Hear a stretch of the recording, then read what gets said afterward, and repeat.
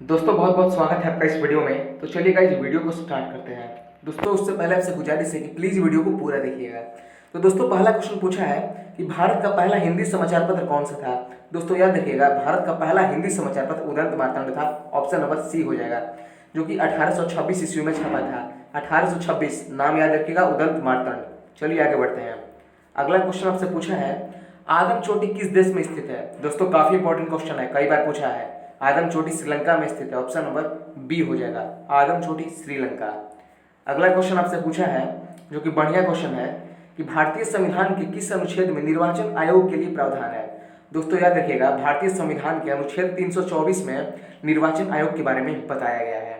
और एक क्वेश्चन ये भी पूछता है कि निर्वाचन आयोग में कितने सदस्य होते हैं। तो 3 सदस्य होते हैं मुख्य रूप से। चलिए आगे बढ़ते हैं। अगला क्वेश्चन आपसे पूछा है कि किस युद्ध के बाद भारत में ब्रिटिश शासन शुरू हो गया था। दोस्तों याद रखिएगा, प्लासी के युद्ध के बाद भारत में ब्रिटिश शासन शुरू हो गया था। और कई बार पूछा है कि प्लासी का युद्ध कब हुआ था। 1757 में प्लासी का युद्ध हुआ था अंग्रेजों और सिराजदौला के बीच में, जिसमें अंग्रेज जीत गए थे और उसके बाद भारत में ब्रिटिश शासन शुरू हो गया था। चलिए आगे बढ़ते हैं। अगला क्वेश्चन आपसे पूछा है कि वंदे मातरम किस पुस्तक से लिया गया है। दोस्तों वंदे मातरम भारत का राष्ट्रीय गीत है, याद रखिएगा, जिसको आनंद मठ पुस्तक से लिया गया है। और इसके रचयिता का नाम भी पूछा है कि वंदे मातरम किसने लिखी है। याद रखिएगा, बंकिम चंद्र चटर्जी ने लिखा है। चलिए आगे बढ़ते हैं।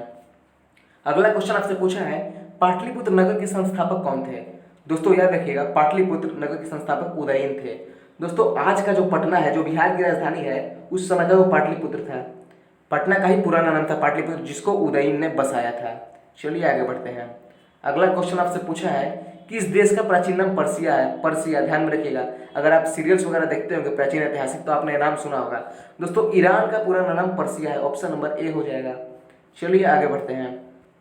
अगला क्वेश्चन आपसे पूछा है कि भारत सेवक समाज के संस्थापक कौन थे। दोस्तों याद रखिएगा, भारत सेवक समाज के संस्थापक गोपाल कृष्ण गोखले थे। ऑप्शन नंबर सी हो जाएगा। और महात्मा गांधी के गुरु का नाम पूछता है तो भी उत्तर यही होगा, गोपाल कृष्ण गोखले। तो याद रखिएगा ये पॉइंट। अगला क्वेश्चन आपसे कह रहा है कि चाणक्य के अर्थशास्त्र का मुख्य विषय क्या था।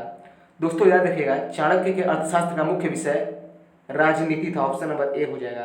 देखिए, चाणक्य चंद्रगुप्त मौर्य के गुरु थे, जिन्होंने अर्थशास्त्र नामक पुस्तक लिखा था। तो क्वेश्चन आपसे ये पूछा है कि अर्थशास्त्र जो पुस्तक है ना, ये किसके बारे में था। तो राजनीति के बारे में था। ज्यादातर लोग इसका आंसर अर्थशास्त्र मानते हैं, जो कि बिल्कुल गलत है। चलिए आगे बढ़ते हैं। अगला क्वेश्चन पूछा है, विश्व पृथ्वी दिवस कब मनाया जाता है। याद रखिएगा, ये क्वेश्चन कई बार पूछा है। ऑप्शन नंबर बी हो जाएगा, 22 अप्रैल को विश्व पृथ्वी दिवस। खासकर पर्यावरण वगैरह से क्वेश्चन अगर पूछा जाता है तो ये क्वेश्चन निश्चित रूप से रहता ही रहता है। याद रखिएगा, विश्व पृथ्वी दिवस 22 अप्रैल। चलिए आगे बढ़ते हैं। अगला क्वेश्चन आपसे पूछा है कि वायुमंडल की आर्द्रता किससे मापी जाती है। दोस्तों याद रखिएगा, वायुमंडल की आर्द्रता हाइग्रोमीटर से मापी जाती है। Option number D, hygrometer. चलिए आगे बढ़ते हैं। अगला क्वेश्चन आपसे पूछा है, भारत का सबसे प्राचीनतम पर्वत कौन सा है। दोस्तों भारत का सबसे प्राचीनतम पर्वत अरावली पर्वत श्रेणी है। ऑप्शन नंबर डी हो जाएगा, जिसका अधिकांश भाग राजस्थान में पड़ता है। यह भी क्वेश्चन पूछा है कि अरावली पर्वत श्रेणी का अधिकांश भाग किस में पड़ता है, तो राजस्थान में। और इसकी उच्च चोटी का नाम भी पूछता है, गुरु शिखर। याद रखिएगा, अरावली पर्वत श्रेणी की उच्च शिखर का नाम है गुरु शिखर। चलिए आगे बढ़ते हैं। अगला क्वेश्चन आपसे पूछा है कि भारत का सबसे लंबा बांध कौन सा है। याद रखिएगा, हीराकुंड बांध है। ऑप्शन नंबर बी हो जाएगा।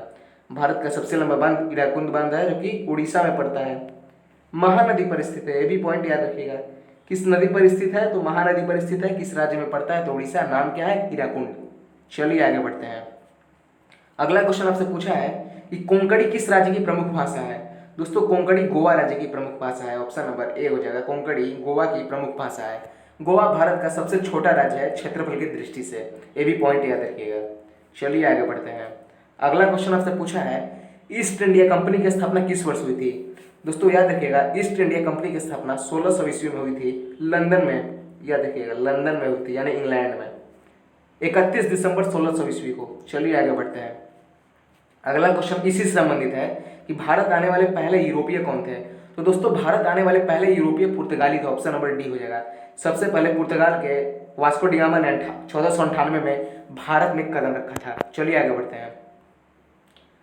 अगला क्वेश्चन आपसे पूछा है कि विक्रम साराभाई अंतरिक्ष केंद्र किस राज्य में स्थित है। याद रखिएगा, विक्रम साराभाई अंतरिक्ष केंद्र केरल में स्थित है। केरल की राजधानी तिरुवनंतपुरम में, जिसका पुराना नाम त्रिवेंद्रम है। चलिए आगे बढ़ते हैं। अगला क्वेश्चन आपसे पूछा है, साइंस का क्वेश्चन है कि शरीर में आरबीसी का जीवन काल कितने दिनों का होता है। दोस्तों आरबीसी का फुल फॉर्म होता है रेड ब्लड कार्पेसेल्स, यानी लाल रक्त कणिकाएं। इसका जीवन काल 120 दिन होता है। ऑप्शन नंबर सी हो जाएगा। अगला क्वेश्चन आपसे पूछा है कि ध्वनि किस माध्यम में गमन नहीं करता है। तो ध्वनि दोस्तों निर्वात में बिल्कुल गमन नहीं करता है। ऑप्शन नंबर ए हो जाएगा। इसी तरह आपने सुना होगा कि अंतरिक्ष में लोग हम कुछ भी बोलते हैं तो वहाँ पर सुनाई नहीं देता है। तो रीजन वही है कि वहाँ पर वायु नहीं है, यानी निर्वात की स्थिति है, तो ध्वनि वहाँ पे गमन कर ही नहीं सकता, तो हमें सुनाई नहीं देता है। दोस्तों पॉइंट याद रखिएगा कि किस माध्यम में ध्वनि गमन नहीं करता है, तो निर्वात में। और सबसे ज्यादा तेज ध्वनि कहाँ गमन करता है, तब ठोस हो जाएगा।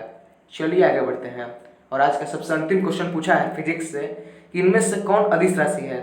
दोस्तों कार्य जो है वो अदिश राशि है। ऑप्शन नंबर ए हो जाएगा, क्योंकि वेग, त्वरण और जो बल है वो सदिश राशि है। अदिश राशि का मतलब होता है जिसमें केवल परिमाण होता है, और सदिश राशि का मतलब होता है जिसमें एक निश्चित दिशा होती है और परिमाण भी होता है। तो आई होप आज का वीडियो आपको काफ़ी बढ़िया लगा होगा।